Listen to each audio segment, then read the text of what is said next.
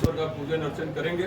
उसके बाद तय कार्यक्रम के अनुसार जब महाराज जी आदि विश्वेश्वर के का पूजन करने जा रहे थे तो मठ के अंदर यहीं पर महाराज जी को प्रशासन ने रोक दिया। तो उसके बाद महाराज जी यहीं पर जो है तपस्या पर बैठ गए, अन्न जल त्याग दिए हैं और अपने संकल्प दृढ़ संकल्पित है कि जब तक पूजन नहीं होगा, जब तक भोग राग नहीं शुरू होगा आदिविश्वेश्वर भगवान का, तब तक महाराज जी अन्न जल ग्रहण नहीं करेंगे। और कल सुबह से अन्न जल छोड़े हैं, लेकिन उसके जो है महाराज जी अन्न जल नहीं ग्रहण कर रहे हैं। और आप लोग देख पहले से काफी 3 किलो वजन गिर गया है और स्वास्थ्य निरंतर गिरता जा रहा है और भक्तों में चिंता है। महाराज जी हम लोग के आधार हैं, तो हम लोग ये चाहते हैं हनुमान जी से प्रार्थना आज करने के लिए यहाँ पे इकट्ठा हुए हैं कि हनुमान चालीसा का 11 बार सस्वर पाठ करेंगे ताकि महाराज जी को शक्ति दें, सामर्थ्य दें और प्रशासन को सद्बुद्धि दें कि हम महाराज जी का जो जायज मांग है कि आदि विश्वेश्वर भगवान का भोग लगना चाहिए, जो अधिकार है सनातन धर्मियों का। और महाराज जी हम लोगों के प्रतिनिधि हैं 100 करोड़ सनातन धर्मियों से। तो इस निमित्त आज यहाँ पर हनुमान चालीसा का सस्वर पाठ है। आप सभी लोगों से अनुरोध है कि अब हम लोग अपने समय के अनुसार तो अपने कार्यक्रम को शुरू किया जाए। महाराज जी से अनुमति लेते हैं।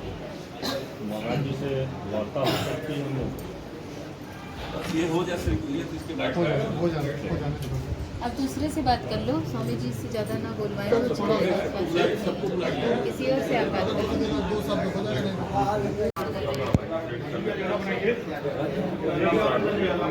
अंदर जाओ तो रवि और अंदर जाओ टेबल एक डिस्कार्ड हो जाता है।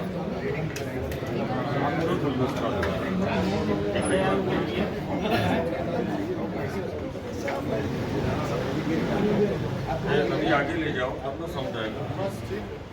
पकड़ लो,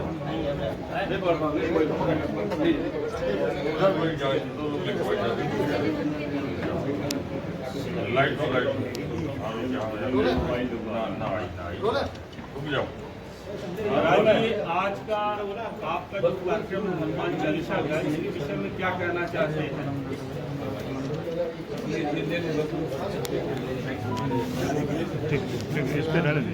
संजय पांडे वो भगवान श्री हनुमान के परम भक्त हैं।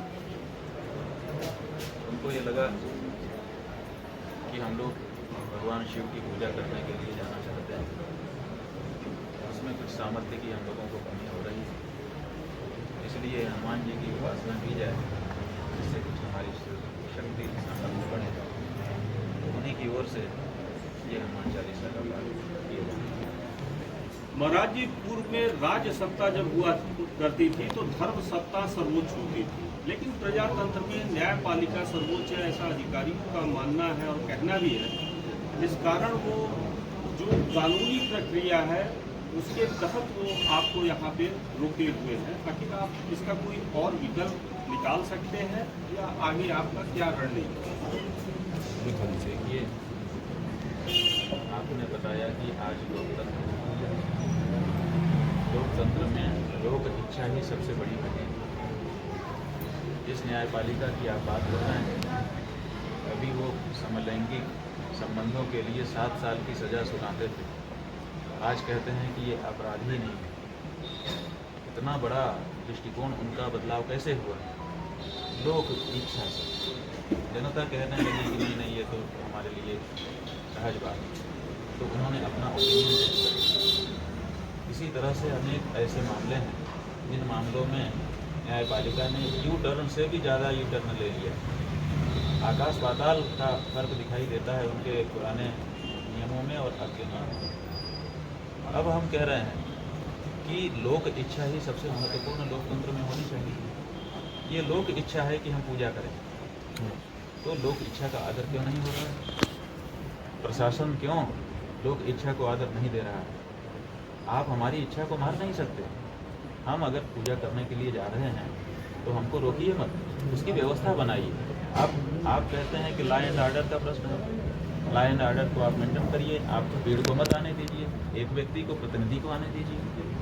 आप कहते हैं कि उस स्थान विशेष को सील कर दिया है न्यायपालिका ने, तो ठीक है, सील जहाँ तक हुआ है उसके आगे तक जो स्थान सील है उसके बाद 10 फुट 15 फुट और जो मस्जिद जहाँ नमाज पढ़ने की बात है उसके बाहर तो लाखों लोग घूम रहे हैं, दर्शनार्थी घूम रहे हैं, सड़कें हैं, उस जगह पर हमको क्यों नहीं जाने दिया गया? हमारे मठ के अंदर 15 फुट घुस करके पुलिस ने हमको रोका है जी, न्यायपालिका ने ये कहा है कि किसी के मठ में किसी के घर में घुस जाओ। हमसे बिना अनुमति लिए पुलिस हमारे मठ के अंदर 15 फुट दरवाजे के अंदर तक आ गई और वहीं पर हमको उसने रोक दिया। हम नहीं समझते हैं कि न्यायपालिका ने ये कहा है कि किसी के घर में घुस जाओ। हम दरवाजे को क्रॉस करते 1 फुट आगे बढ़ते, उसके बाद हमको रोकते। और उसके बाद भी क्यों रोकते? क्योंकि गली में जाने के लिए तो कोई मना ही नहीं और हम अकेले जा रहे थे, तो हमको जाने देते। जहाँ रोका गया है, जहाँ सील है या जहाँ नमाज वाली बात है, जहाँ कह रहे हैं कि अशांति उत्पन्न हो जाए, जब उसमें हम कदम रखने लगते, वहाँ पर दीवार बंद करके हमको रोकते, तो हमको ठीक लगता।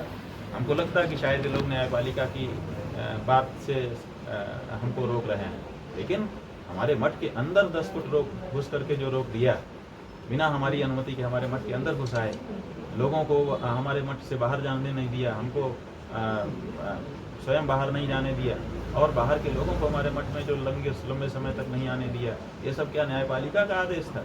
तो आप ये जो कह रहे हैं कि न्यायपालिका के आदेश के कारण प्रशासन को समस्या है, ये बिल्कुल झूठ है।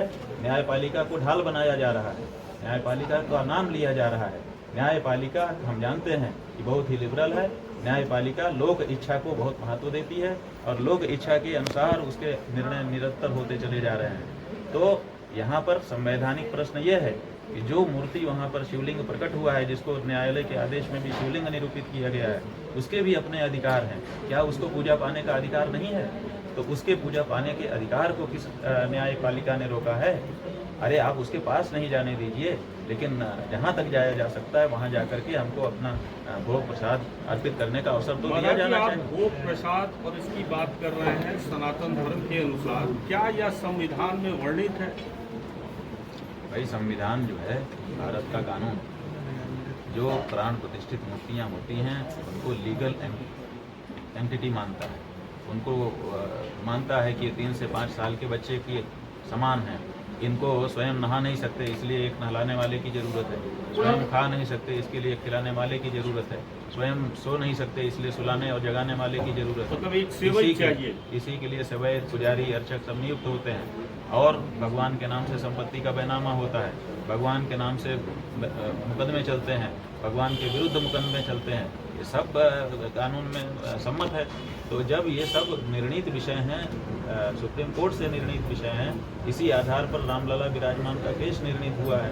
तो अब जो मूर्ति प्राण प्रतिष्ठित होती, ये जो मूर्ति प्रकट हुई है, ये उस परिसर से प्रकट हुई है जिसमें पहले मंदिर था और प्राण प्रतिष्ठित मूर्तियाँ जिसके अंदर थी, जिसके बारे में इतिहास चिल्ला चिल्ला करके कह रहा है कि यहाँ पर कभी आक्रांताओं ने इस मंदिर को तोड़ा और वहाँ पर उसके स्वरूप को बदलने की कोशिश की, तो वहाँ पर वो शिवलिंग मिला है। इसका मतलब वो पुराने प्राण प्रतिष्ठित शिवलिंगों में से एक है वो। इसीलिए हम वहाँ पर पूजा करने के लिए जाना चाहते हैं कि जिस दिन से वो दिखा है, कम से कम उस दिन से वो भूखा प्यासा न रहे, कम से कम उस दिन से उसको जलाभिषेक मिलने लग जाए। ये हमारा प्रश्न है।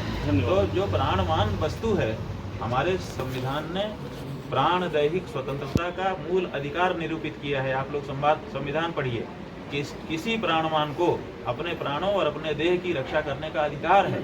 तो वो जो मूर्ति है वो प्राणवान है। उस प्राणवान मूर्ति को भोजन मिलना चाहिए, उसको नहाने का जल मिलना चाहिए, उसको पीने का जल मिलना चाहिए। ये उसका संवैधानिक अधिकार है। इससे हमारी न्यायपालिका उसको वंचित नहीं कर सकती है।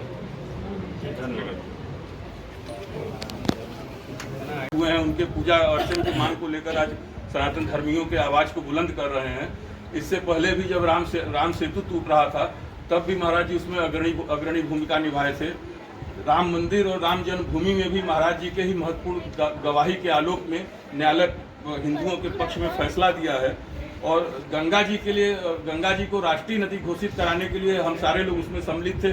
ऐतिहासिक धर्म आंदोलन इस राष्ट्र के अंदर महाराज जी ने खड़ा किया था और अनवरत अनेकों लोगों ने जो है अन्न जल त्याग कर और उस तपस्या को पूरा किया। उस संकल्प के चलते माँ गंगा को राष्ट्रीय नदी घोषित किया गया। और चाहे काशी में गणेश जी के प्रतिमा को सड़क पर उतार दिया गया था, तब भी महाराज जी हजारों लोगों के संग वहाँ पर प्रतिकार किए थे और पुलिस उसमें बर्बर लाठीचार्ज भी की थी। उसके विरोध में प्रतिकार यात्रा हम लोगों ने निकाला था, जिसमें पूरी काशी उमड़ पड़ी थी, लाखों लोग उसमें आए हुए थे।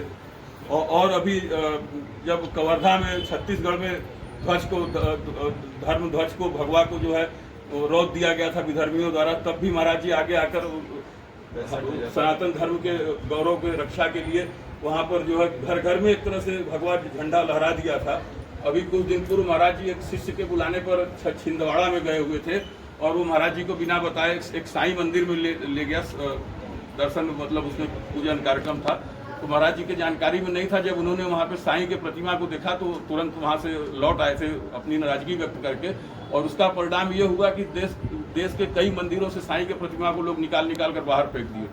तो हम लोग जी कॉरिडोर, जब काशी विश्वनाथ कॉरिडोर में जब मंदिर तोड़े जा रहे थे, 300 से करीब मंदिर तोड़े गए। एकमात्र स्वामी जी ने, अब पूरे देश में संत हैं, तमाम संगठन है जो सनातन धर्म के अपने को हितैषी बनते हैं, तो दिखाते हैं कि सनातन धर्म के लिए ही हम लोग जो है जीते मरते हैं, लेकिन उन लोगों ने किसी ने आवाज़ नहीं उठाया। मात्र स्वामी जी ने आवाज़ उठाया और ऐसा आंदोलन, ऐसा ऐतिहासिक आंदोलन जिसका वर्णन करना मुश्किल था। इतना तपती दोपहरिया उसमें जो धूप था, उसमें महाराज जी जब सड़क पिघल जाता था, उसका जो है अलकतरा जो होता है वो निकल जाता था, उस पर महाराज जी चलते थे और पाँव में छाले निकलते थे, वो फूट कर उसी में चिपक जाते थे। लेकिन अनवरत मंदिर जाकर, ताकि सनातन धर्मियों के ऊपर देवताओं का प्रकोप न हो, जिनका मंदिर तोड़ा जा रहा है, उस समय वे किए थे। और आगे भी हम लोग को प्रश्न आएगा तो महाराज जी ही हैं जिनकी तरफ हम लोग देख सकते हैं। तो इस वजह से बार बार हनुमान जी से और भी जो हमारे देवी देवता हैं उनसे प्रार्थना है कि महाराज जी को दीर्घायु करें, उनकी कृपा हम लोग को निरंतर हासिल होती रहे। और हम लोग बहुत बड़ भागी हैं यहाँ पर कि हम लोग को महाराज जी की कृपा से अवसर मिल रहा है कि ऐसे कार्यक्रम में हम लोग सम्मिलित हो रहे हैं। हर हर महादेव।